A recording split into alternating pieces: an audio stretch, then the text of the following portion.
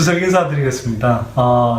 저는 선대인경제연구소 소장 선대인이고요. 여기는 제 반려자인 아리따운 거의 반려 문소리입니다. 제 아내가 나왔습니다. 올해 추석 풍성하고 재밌고 즐겁게 보내시고요. 남편분들 설거지도 좀 하시고 뒷일도 좀 생각하시고 거기서 시댁에서 평생 계실 거 아니잖아요. 좀 열심히 전도 붙이시고 다 함께 즐거운 추석 보내시고 올라오세요. 네, 남녀가 함께 준비하고 함께 즐기는 추석 되었으면 좋겠고요. 또 우리는 편하게 또 가족들과 오붓하게 보내지만 그렇지 못하는 이웃들 있다는 생각을 같이 하면 좋겠습니다. 자, 풍성하고 따뜻한 한가위 맞으시길 바랍니다. 저희는 다음에 또 봬요. 바이. 감사합니다.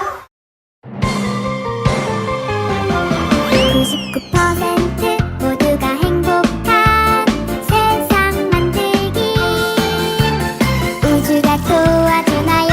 아니 우리가 만들어가요. 좋아 안녕하세요. 대한민국 99%를 위한 편파방송 나는 꼽살이다의 선뜰 선대인입니다. 먼저 낙곱살 애청자분들 모두 즐겁고 행복한 한가위 보내세요. 남은 2017년도 한가위 보름달처럼 풍성하고 소원 성취하는 시간이 되기를 기원하겠습니다. 한가위인 만큼 이번 주는 가볍게 쌍꼽살 브리핑으로 최근에 몇 가지 경제 이슈들을 짚어보려고 합니다. 자, 그 전에 지금 쌍꼽살을 녹음하고 있는 것은요, 제 고향 경북 경산에 저희 부모님 댁이고요. 뒷뜰에 차에서 녹음을 하고 있습니다. 실내에는 아이들이 오랜만에 모여서 좀 시끌벅적한 상태여서 피신해 왔습니다. 피신해 와서 홀로 외로이 쓸쓸히 고독하게 녹음을 하고 있습니다. 피부에 관한 그리고 화장품에 관한 다양한 고민을 하시는 모든 분께 오늘 단 하나의 제품을 추천하려고요. 10대 유해 성분은 물론 어떠한 유해 성분도 들어있지 않은 정직한 크림, 피부에 완벽한 보습을 제공하는 크림, 고객 한 분 한 분의 목소리를 모두 반영해서 연구 개발한 크림, 값비싼 화장품들과 비교해도 전혀 뒤지지 않는 가성비 짱인 크림, 오직 피부에 오래도록 건강한 아름다움을 지켜주기 위해 탄생한 스킨코치 5D 크림. 포털에서 스킨코치라고 검색하시면 만날 수 있고요. 저 곽현아 놓치지 않을 거예요. 추억 속의 사진이나 우리 아이가 꼬물꼬물 처음으로 그린 그림, 삐뚤삐뚤 뒤집어서 쓴 글씨로 처음 써준 편지, 아이가 받아온 상장 보관하기 어려우셨죠? 이제 걱정하지 마세요. 파인스톤 코팅기가 있으니까요. 처음 모습 그대로 보관할 수 있습니다. 사용법도 아주 간단해서 남녀노소 누구나 사용할 수 있습니다. 네이버 검색창에 파인스톤 코팅기를 검색하시면 별점 4.8의 파인스톤 코팅기를 찾으실 수 있습니다. 그 외에 세단기, 재단기, 재봉기, 열쇠 보관함, 지폐 개수기, 출퇴근 기록기, 금고 등 많은 사무기기도 있어요. 전화번호 02-2635-2425 ps1.co.kr 파인스톤 코팅기 오픈마켓, 소셜커머스 등에서도 구매할 수 있습니다.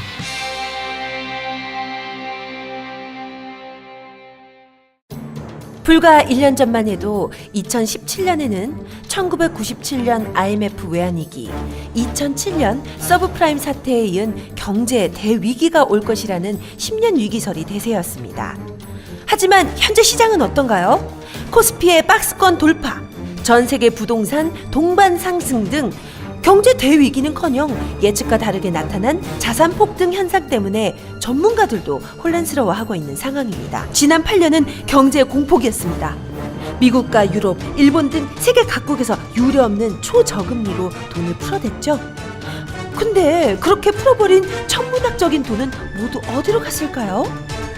지금 우리 경제는 세계 경제의 변곡점이라는 유례없는 모멘텀을 맞이하고 있고, 과거에 그랬듯 큰 변화의 시기는 동시에 커다란 기회의 시간이기도 합니다. 30년간 금융시장의 최전선에서 일해온 대한민국 3대 이코노미스트가 독자들에게 반드시 전하고 싶었다는 투자 이야기. 인플레이션의 시대는 이 커다란 기회의 시간을 정보를 가진 제한된 소수가 아닌 최대한 많은 이에게 알리기 위함입니다. 당신도 이 책, 인플레이션의 시대, 이 책을 통해 10년 만에 찾아온 투자의 절대 기회를 반드시 잡길 바랄게요.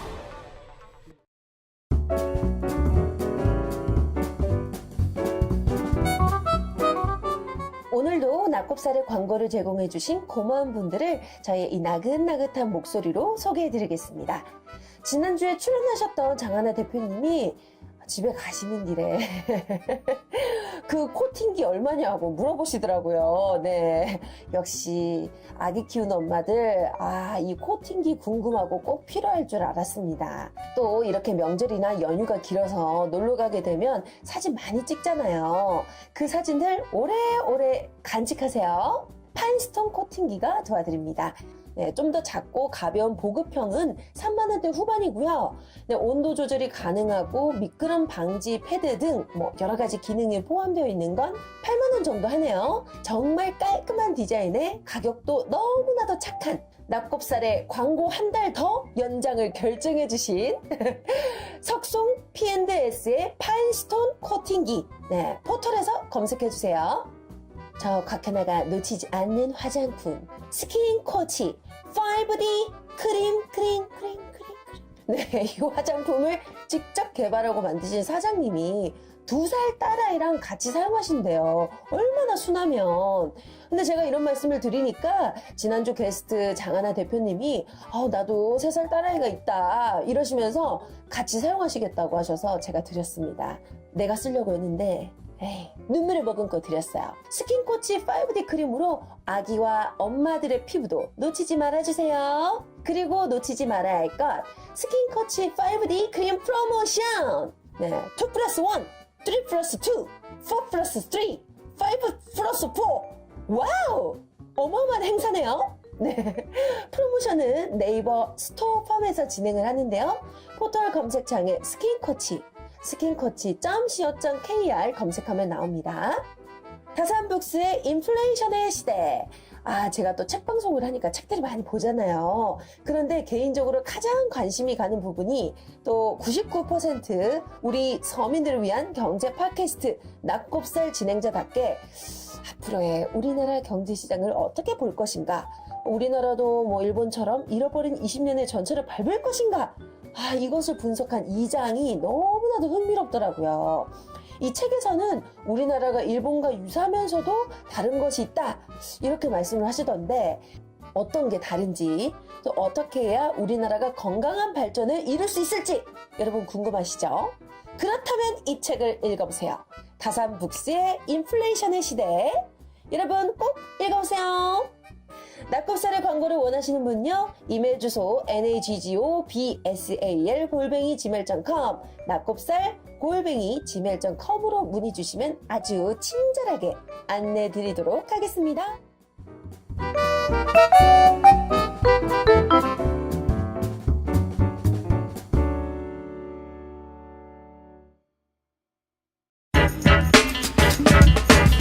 도널드 트럼프 미국 대통령이 미국 중앙은행격인 연방준비제도의 수장 교체를 사실상 예고했습니다.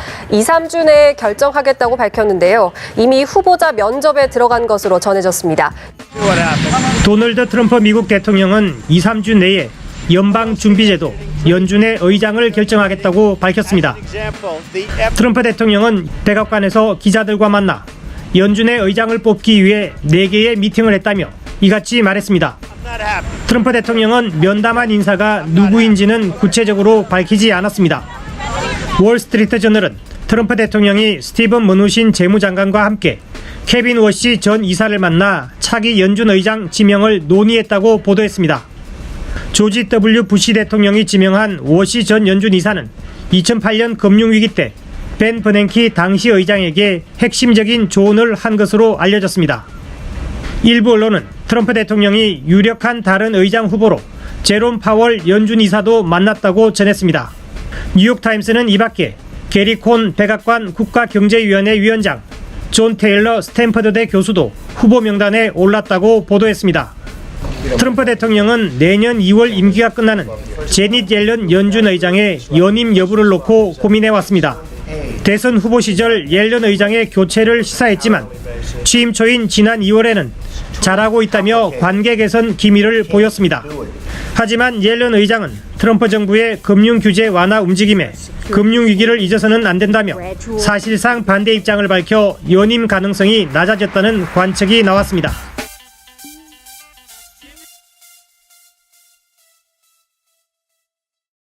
자, 먼저 첫 번째로 살펴볼 이슈는요.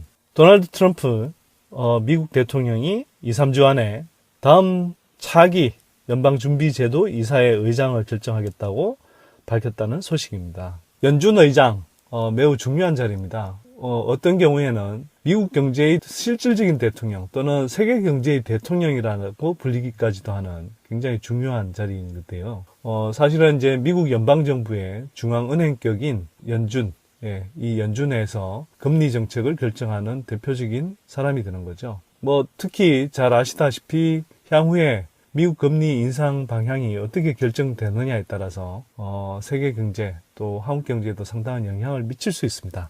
그래서 우리도 주목해야 되는 내용인데요. 트럼프가 최근 백악관에서 기자들을 만나서 연준 의장을 뽑기 위해서 여러 차례 미팅을 했다 이렇게 밝히면서 2, 3주 안에 차기 연준 의장을 결정할 거다 이렇게 이야기했습니다. 2, 3주 안이라고 하면 한국 날짜 기준으로는 대략 10월 보름 또는 그러니까 10월 15일 또는 한 20일 전후 정도까지는 차기 의장을 결정하겠다는 거겠죠. 자, 트럼프 대통령이 그러면 누구를 후보로 꼽고 있느냐 한번 살펴보면요.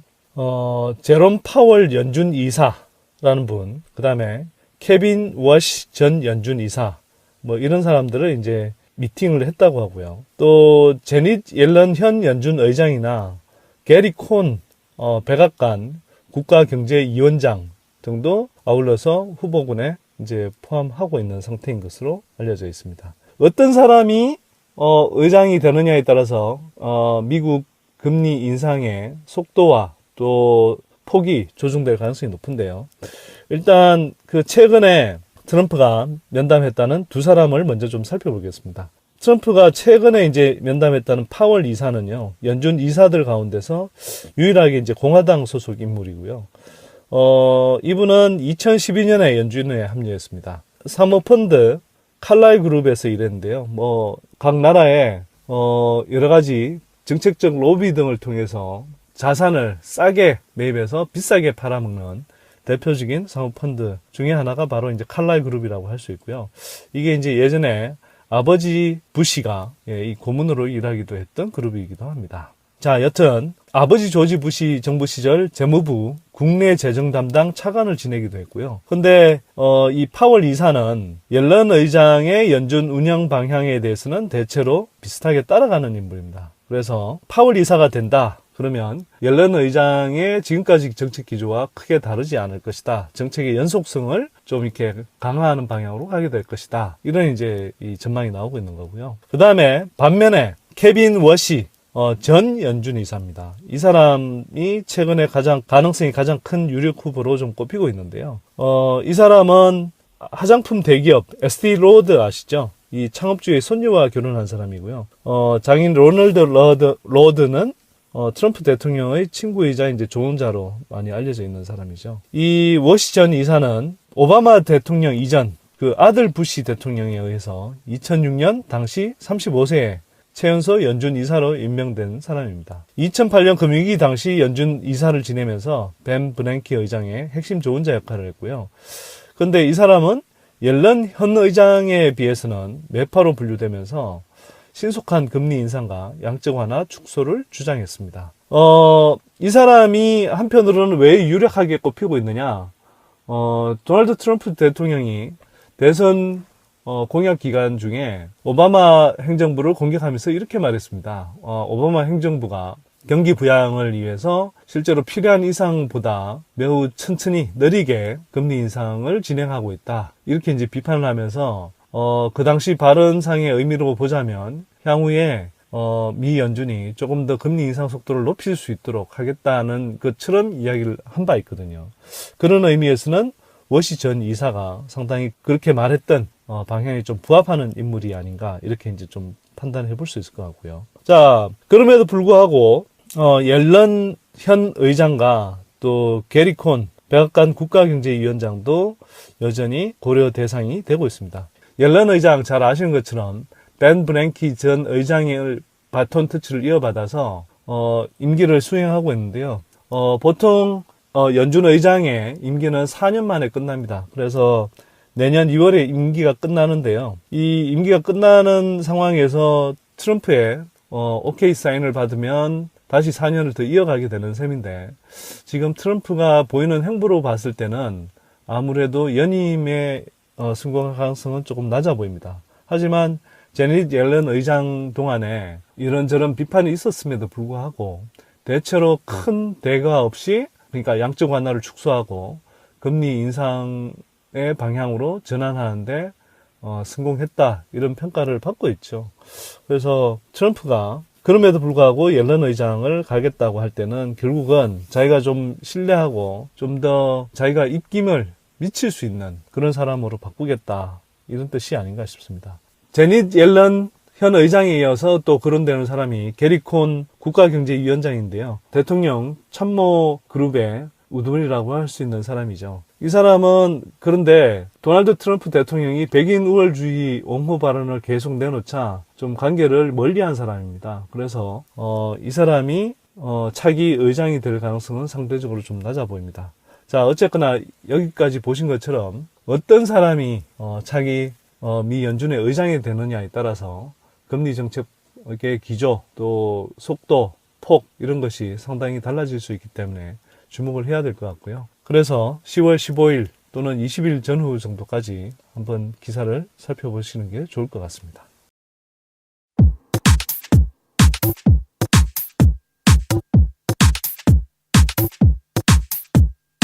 지금 여러분께서는 대한민국 99%를 위한 편파 방송 나는 꼽사리다와 함께하고 계십니다. 팟캐스트 포털 팟빵에서 나는 꼽사리다 시즌3 채널로 만나세요.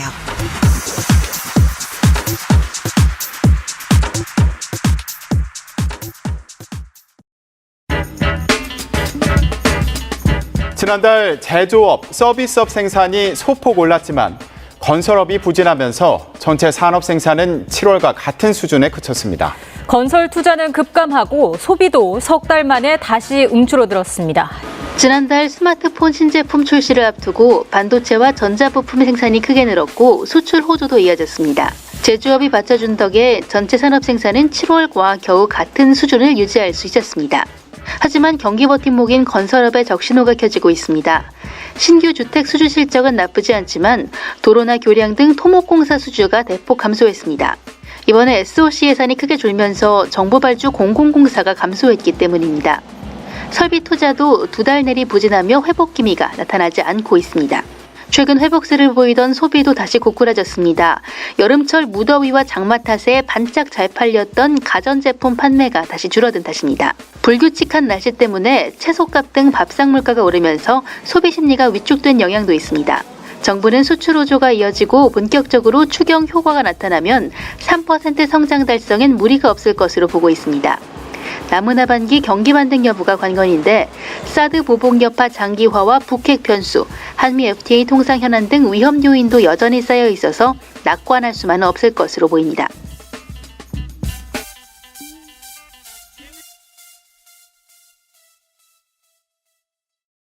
자, 이번에는 한국 경제의 전반적인 상황에 대해서 좀 살펴보고 있습니다. 여러 언론에서 한국 경제의 각종 상황을 나타내는 지표들이 부정적인 흐름을 보이고 있다고 이제 많이 기사가 나오고 있는데요. 이 흐름이 어떤 측면에서 생겨나고 있는지 좀 짚어보도록 하겠습니다. 자, 우선 어떤 지표들이 나빠지고 있는지 한번 좀 살펴볼게요. 일단 8월에 그 생산 소비 투자 지표가 이제 발표가 됐는데요. 일단 그 사드 배치 여파 때문에 여행 수지 적자가 9개월 연속 이제 뒷걸음질 치고 있고요. 그러면서 또 산업 생산, 그러니까 8월에 산업 활동 동향, 살펴보면요. 소매 판매가 줄고 또 공사 실적을 의미하는 건설 기성 모두 마이너스로 돌아왔었습니다. 또 한편으로는 경제 수요를 나타내는 대표 지표인 이런 소매 판매나 설비 투자 또 건설 기성 이렇게 전달보다 마이너스 성장을 한 것은 2016년 9월 이후 처음이라고 하는데요. 지난달 전체 산업 생산 증가율도 0%입니다. 이런 식으로 보면 정부의 파리 부동산 대책 영향으로 건설 경기가 위축되면서 건설 선행 지표인 건설 수준은 1년 전보다 감소한 걸로 3.4% 감소한 걸로 이렇게 나타났습니다. 이처럼 각종 경제 지표가 부진한 데서 볼 수 있듯이 한국 경제의 지금 어려운 상황은 사실 여러 가지 복합적인 원인이 작용하고 있습니다. 일단 먼저 생각해 볼 수 있는 게요. 앞에서 파리 부동산 대책 이렇게 말씀을 드렸습니다만 파리 부동산 대책의 방향은 기본적으로는 옳은 방향입니다. 당연히 거기에 따라서 박근혜 정부 때 빚내스 집사라 정책으로 이렇게 떠받쳤던 부동산 경기 또 건설 경기 일정하게 가라앉을 수밖에 없고요. 그것은 현 정부의 문제 또는 잘못이라기보다는 박근혜 정부에서 너무 지나치게 건설 경기에 의존했던 것을 지금 조정해가는 단계다 이렇게 보시면 될 것 같습니다. 그 상황에서 나타내는 이제 건설 기성의 감소 또 소매 판매 부진이 일정하게 이어지고 있는 거고요. 왜냐하면 소매 판매가 부진해지는 것은 한편으로는 가계부채를 손쉽게 빚을 빌릴 수 있도록 했다가 그것을 억제하는 방향으로 가게 되면 그와 연결되어 있는 가계의 당장의 소비 여력이 줄어들기 때문에 당연히 소매 판매도 일정한 시점 동안은 줄어드는 조정기를 거칠 수밖에 없습니다. 그게 이제 사실상 지금 경제 지표상의 변화로 나타나고 있는 거라고 보여지고요. 그렇다고 우리가 박근혜 정부 말기인 2016년 4분기 때처럼 건설 투자가 경제 성장률에 기여하는 부분이 약 75%에 이르는, 즉 경제 성장의 4분의 3 정도가 건설 경기에 의해서 일어나는 이런 상황을 계속 지속할 수는 없습니다. 자, 그런 의미에서 지금의 일정한 경기 위축은 불가피한 측면이 있는데요. 그럼에도 불구하고 지금 나타나는 경제 흐름에서 좀 불안한 부분들이 많이 있습니다. 먼저 지금 그나마 경기를 끌고 가고 있는 것도 몇 가지 그 산업 부분에 좀 국한되어 있다는 건데요. 저희가 낙곱살에서 과거와 다르게 국내 주력 업체들이 활발한 성장기보다는 정체 또는 쇠퇴기에 접어든 측면이 많이 있다 이렇게 말씀을 드렸는데요. 지금 그런 현상들이 여전히 강하게 나타나고 있습니다.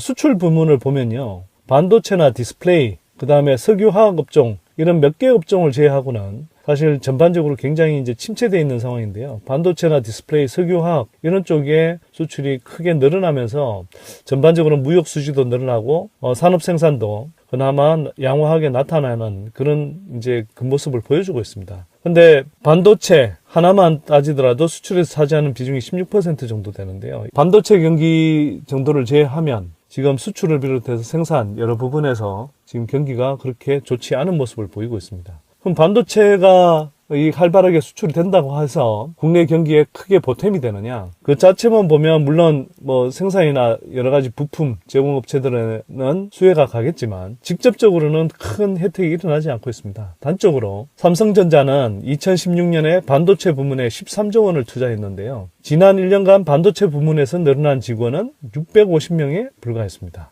즉 200억 원을 투자했을 때 겨우 1명 고용하는 정도로 투자가 일어난 셈입니다. 투자가 엄청나게 일어난다 하더라도 과거처럼 활발하게 고용이 일어나지 않고요. 이 산업 생산의 전반적인 과정이 굉장히 고도로 자동화되어 있기 때문에 인력 채용이 크게 늘지 않고 있는 겁니다. SK 하이닉스도 거의 마찬가지입니다. 6조 원을 투자했는데요. 대졸 신입사원 채용은 250명에 그치는 정도입니다. 이처럼 이런 흐름에 따라서 취업자 수도 그렇게 활발하게 늘어나지 않고 있는 모습이고요. 그래서 가계 소득은 크게 증가하지 않는 가운데 그동안 가계 부채에 의존해서 성장해왔던 한국 경제가 상대적으로 단기적으로 위축되고 있는 모습인 겁니다.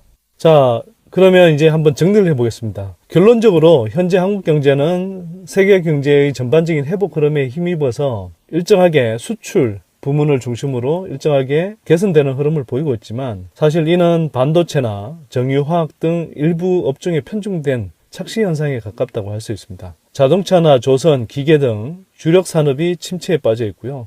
또 고용이라든지 가계소득, 가계지출과 관련된 민생 관련 지표들 또 내수와 관련된 지표들은 역시 부진한 모습을 보이고 있습니다. 더욱이 반도체 등 특정 산업에 대한 한국 경제의 의존도가 지나치게 높아지면요, 오히려 경제 전반에 불확실성을 키우는 요인으로 작용할 수도 있습니다. 또 한편으로는 성장률 전망도 그리 밝지는 않습니다. 정부는 여전히 3%대 성장이 가능하다 이렇게 이야기하지만 올해 상반기 1분기, 2분기까지의 경제 성장률이 대략 연으로 환산했을 때 한 2%대 중후반 정도에 그치는 걸로 이렇게 볼 수 있고요. 그렇다면 하반기에 3%대 초중반의 그런 성장률을 나타내야 3% 수준의 경제 성장률을 달성할 수 있는데, 지금 상황, 우리 눈앞에 펼쳐지는 상황을 보자면 사실 그렇게 녹록한 상황이 아닙니다. 여기에 더해서 사드 보복, 북핵, 한미 FTA 폐기 등 대외 리스크가 여전히 남아있죠. 그런데 여기서 이제 좀 조심해야 되는 것, 또 문재인 정부가 주의해야 하는 것은 뭐냐 하면 끈기 있게 버티기 정신이 좀 필요한 대목이라고 저는 생각합니다. 앞서 본 것처럼 한국 경제는 이명박 박근혜 정부를 거치면서 굉장히 망가졌습니다. 특히 단기 부양책 위주의 땜질식 처방으로, 또 한편으로는 가계부채를 급증시키면서 소득을 증가시키기보다는 부채에 기반해서 성장을 지속해왔습니다. 그런 과정에서 한국 경제 전반에 골병이 들어있고요. 소득 양극화, 자산 양극화가 더욱 심해져 왔습니다. 이런 상황을 극복하기 위해서는 단기적인 대책으로 되지는 않습니다. 문재인 정부의 소득 주도 성장론, 그 방향 자체는 올바른 것입니다. 물론 구체적인 속도와 또는 디테일 측면에서 보완해야 될 부분이 분명히 있습니다만, 전반적인 큰 틀에서 소득 주도 성장은 올바른 방향이라고 볼 수 있습니다. 과거와 다르게 계속 대기업들 위주로 낙수 효과를 바라고 정책을 시행해서는 대다수 중산층 서민 가게들이 살아가기 어렵습니다. 오히려 대다수 중산층 서민들이 살아나는 그런 정책 기조를 바탕으로 해서 소득주도 성장을 펼칠 때 그 방향이 전반적으로 한국 경제의 온기를 되살리고, 한편으로는 대다수 중산층 서민들이 넉넉하게 편안하게 살 수 있는 그런 정책 방향이 되는 겁니다. 자, 또 이렇게 중산층과 서민들이 중심이 되는 소득주도 성장론을 펼쳐야 한편으로는 한국 경제가 지금 총수요 부족에 시달리고 있는데요. 총수요가 부족한 이유는 생산에 비해서 가게들이 소득이 없고 소비해줄 여력이 없기 때문에 생겨나는 현상입니다. 따라서 소득 여력을 확충해줘서 총수요를 확충해줄 때 경제도 좀 더 활발하게 건전하게 성장할 수 있는 겁니다. 그런데 문제는 이런 소득주도 성장이 당장 효과가 나는 정책이 아니라는 겁니다. 그렇기 때문에 문재인 정부가 자칫 잘못하다가는 과거 정부처럼 성장률 수치에 연연해서 단기 부양책 위주의 그런 이제 흐름으로 다시 이제 빠져들 수도 있습니다. 물론 경기가 급락한다든지 경기가 워낙 어려워질 때 경기 부양책은 일정하게 필요합니다. 하지만 그것이 한국 경제의 건전한 성장, 중장기적인 성장에 보탬이 되지 않는 빚내스 집사라식의 그런 부양책이라든지, 또 한편으로는 이미 충분히 포화 상태인 건설업계라든지 또는 이미 잘 나가고 있는 대기업들한테 돈을 퍼부어지는 식의 단기적인 그런 약발에 그치는 지원이라면 그것은 한국 경제의 소중한 자원을 낭비하는 결과를 맞을 수도 있습니다. 그래서 문재인 정부는 과거 정부처럼 성장률 수치에 연연해서 경기 부양이라는 유혹에 빠지지 않기를 바랍니다. 오히려 이럴 때일수록 지속 가능한 성장의 발판을 마련하기 위해서 또 민생에 필요한 규제 개혁을 하고 대기업들 뒤치다꺼리 해주는 그런 규제 개혁이 아니라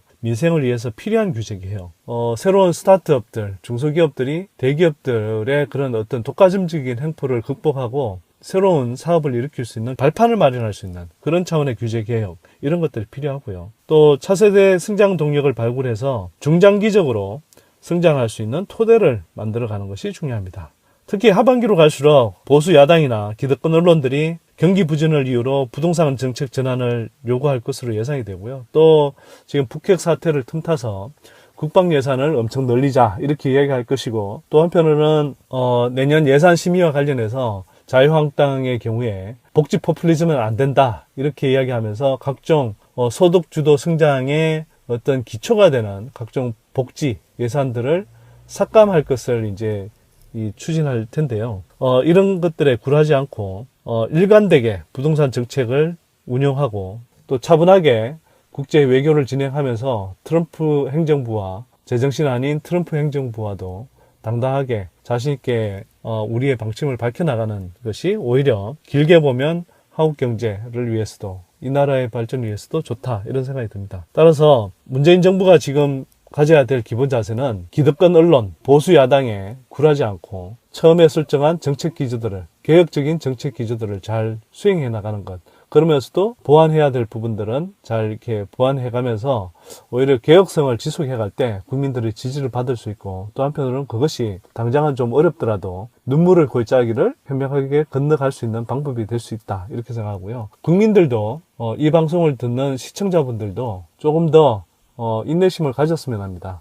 정권 한번 바뀌었다고 금방 이 나라 경제가 좋아지지 않습니다. 물론 문재인 정부 부족한 부분이 있을 수 있겠지만 대체로 정책 방향에서 이전 정부들에 비해서 훨씬 좋은 정책 방향을 견지하고 있는 만큼 이 개혁 정책들이 일정하게 성과가 나타날 때까지 좀 더 기다려주면서 한편으로 부족한 부분에 대해서 조언하고 또 요구하는 그런 성숙한 국민들의 자세를 보이면 좋겠습니다. 자, 이제 낙곱살 경제 브리핑 쌍곱살 이제 마칠 시간인데요.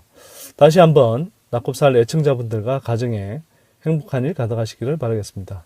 그리고 남은 한가위 연휴도 편안하고 즐겁게 보내시기를 기원하겠습니다.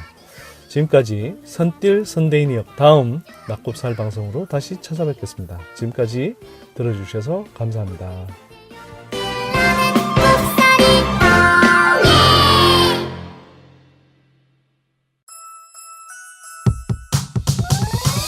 이번 방송 괜찮았나요?